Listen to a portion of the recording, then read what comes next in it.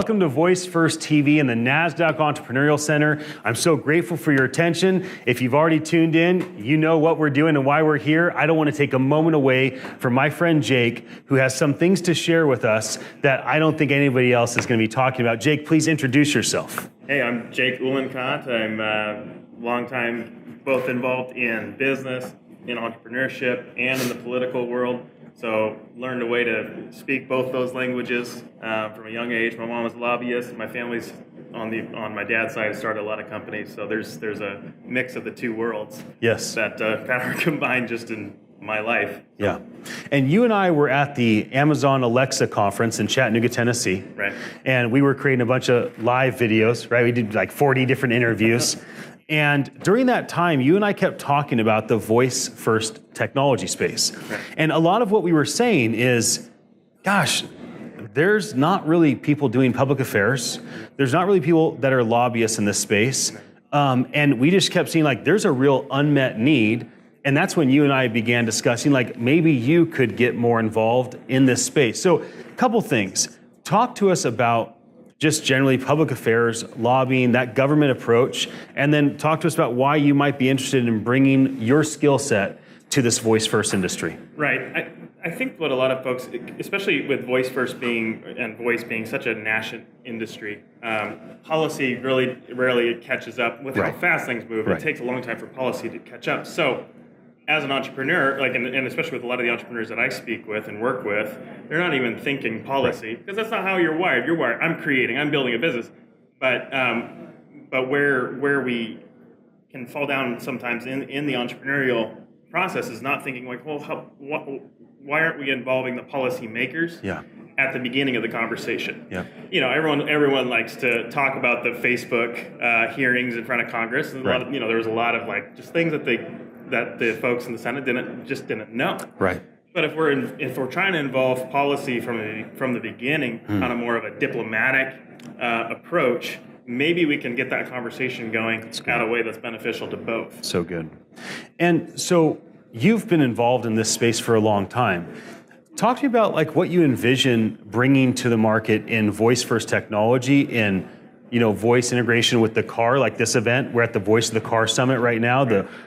So let's just talk a bit about practical stuff around what type of things would people need you or a person like you with your skill set to help guide them through around voice tech and potentially voice tech integration with the car. Oh, and you're on voice tech. One of the main concerns is privacy. That people are always concerned about privacy. So what is shareable out there, and making and working with people who understand and have the relationships with your policymakers, with your legislators, so that you can craft policy that protects privacy, but doesn't limit the advancement of this technology. Because this technology is fascinating because you think about the billions of people in the world who are not literate.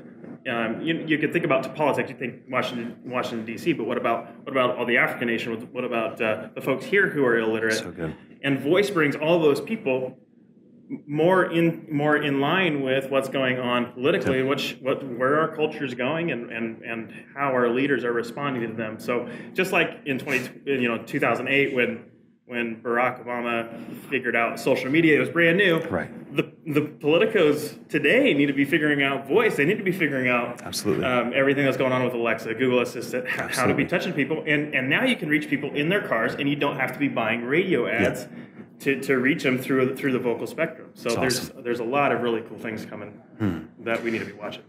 So let's talk a bit about voice-first technology, right? Amazon Alexa, Google Assistant, the main consumer brands, of course, Microsoft Cortana, IBM Watson, that's the building attached to us right here, more enterprise brands in terms of their approach of what they're doing for voice tech. How do you see the industry as it is today? How do you see the industry moving forward? Let's talk a bit about just that in general. The Chattanooga conference was incredible for that because it's such a collaborative industry right now, which I think is something that we really need to try and keep as much as we can, because people are kind of playing nice in the industry, which is rare.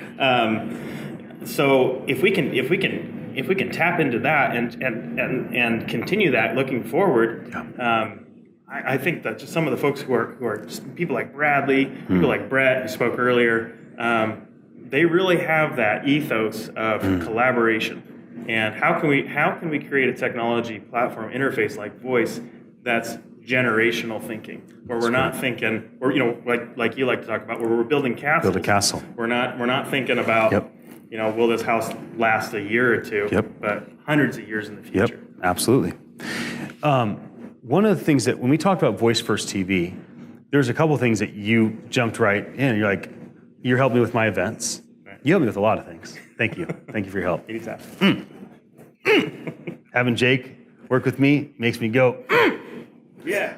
And so you're like, hey, I'd love to just help with operations as you get started with Voice First TV. You're a great operator, so I appreciate everything you bring to the table with that. And that's probably what the little banner says under your face.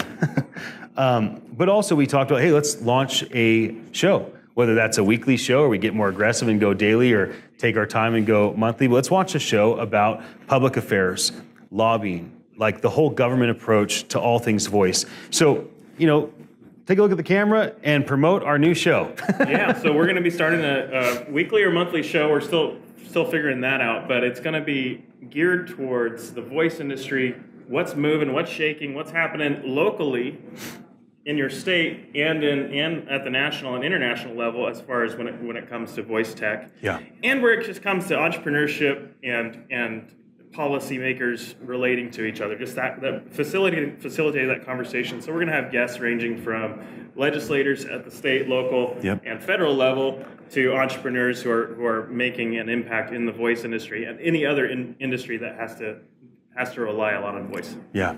As we conclude our conversation, again, thanks for tuning in. We really appreciate your attention and grateful that you are listening to what we have to say, whether it's the live stream here in San Francisco at the Voice of the Car Summit or it's an archive. But as we conclude, how do people get a hold of you? Where do they find you at? Instagram, Twitter. I have a really long last name, so I just shortened my website, everything to just Jake, JAKEUHL.com, or my Instagram and Twitter handles are the same, JakeUHL. Thank you for joining me. Thank you for the partnership that you bring to my life. I have the Google Pocket Disc. It's coming your way. We're going to a video, and I'll be back.